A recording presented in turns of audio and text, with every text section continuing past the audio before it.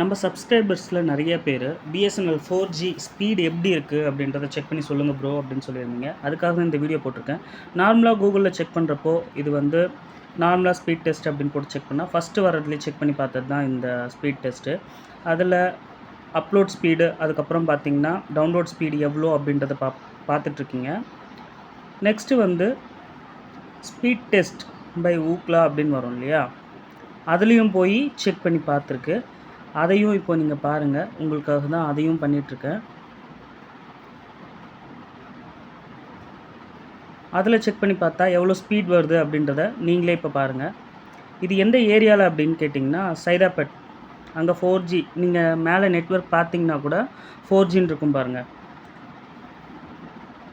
சைதாப்பேட்டில் நல்லா signal strength நல்லா இருக்கிற இடத்துல எடுத்த ஸ்பீட் டெஸ்ட் இது. ஸோ கிட்டத்தட்ட ஒரு 10 Mbps வரைக்கும் ஸ்பீடு வந்து இப்போது சும்மா ரோல் அவுட் தான் பண்ணிகிட்ருக்காங்க. அதுக்கே இந்த அளவுக்கு நல்லா கிடைக்குது.